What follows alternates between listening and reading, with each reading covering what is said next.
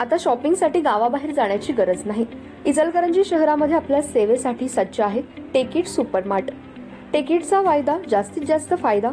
तांदूळ आणि तृणधान्य, कडधान्य, खाद्यतेल, दुग्ध उत्पादने, मसाले, कॉस्मेटिक्स, स्टेशनरी, क्रीडा साहित्य, कपडे, फर्निचर, इलेक्ट्रॉनिक, घरगुती उपकरणे, सायकल्स, फुटवेअर, खेळणी, भेटवस्तू, MRP वर किमान 10 ते 60% सूट। यामध्ये घरगुती वापरात येणाऱ्या टीव्ही, फ्रीज, इलेक्ट्रॉनिक वस्तूवर भरघोस सूट। 10% पासून ते 60% बचत। प्रत्येक वस्तूवर बचत। टेकिट मॉलमध्ये या आणि भरघोस खरेदी करा। एकावर एक फ्री वस्तू मिळवा। यामध्ये घरगुती उपकरणे, कडधान्य व इलेक्ट्रॉनिक वस्तू मिळण्याचं एकमेव ठिकाण म्हणजे टेकिट सुपरमार्ट। पत्ता पंचवटी टॉकीज रोड, छत्रपती शाहू महाराज पुतळ्याजवळ। खरेदीचा आनंद लुटा, बाहेर कुठेही न जाता। आजच या टेकिट मॉलमध्ये।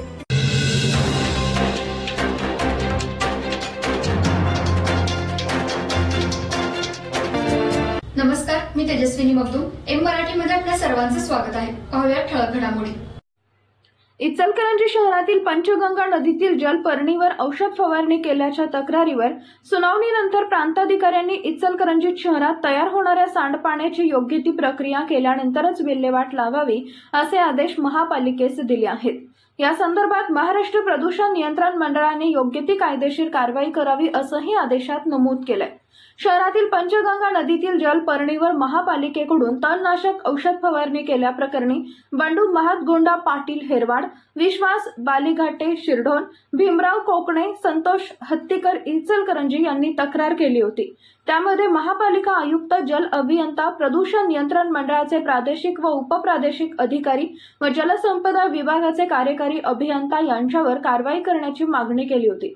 त्यावर सुनावणी घेऊन निकाल देताना वरील आदेशाबरोबरच पंचगंगा नदीतील जलपर्णीचा अडथळा शास्त्रोक्त पद्धतीने तात्काळ दूर करण्याचे आदेशही महापालिकेसह संबंधितांना दिले आहेत।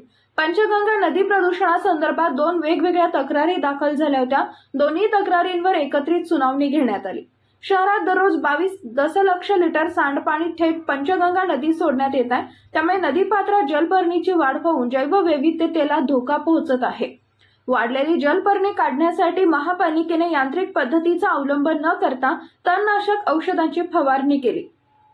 त्यामुळे पिण्याच्या पाण्याला बाधा निर्माण झाल्याचं तक्रारीत नमूद करण्यात आलं होतं। प्रदूषण नियंत्रण मंडळाने याबाबत कोणतीच कारवाई केली नसल्याचा आरोपही तक्रारीत करण्यात आला होता। जलसंपदा विभागानेही संबंधितांवर गुन्हा दाखल करण्याची जबाबदारी पार पाडली नसल्यामुळे या सर्वांवर कारवाई करण्याची मागणी करण्यात आली होती। याबाबत सुनावणी दरम्यान महापालिकेसह प्रदूषण नियंत्रण मंडळ व जलसंपदा विभागाने आपली बाजू मांडली होती। यामध्ये औषध फवारणीबाबत प्रदूषण नियंत्रण मंडळासह जलसंपदा विभागाची महापालिकेने परवानगी घेतली नसल्याचं स्पष्ट झालं।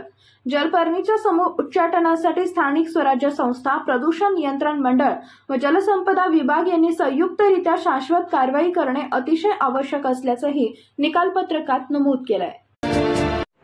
सेवा सदन हेल्थ प्लस हॉस्पिटल यामध्ये बायपास सहित सर्व शस्त्रक्रिया, ऑपरेशन थिएटर, सुसज्ज कॅथ लॅब, सुसज्ज 28 बेडचे ICU, सर्व शासकीय योजना व सर्व इन्शुरन्स योजना, अनुभवी तज्ञ doctor, free home sample collection, 10 सूट, यामध्ये रक्तलघवी व इतर काही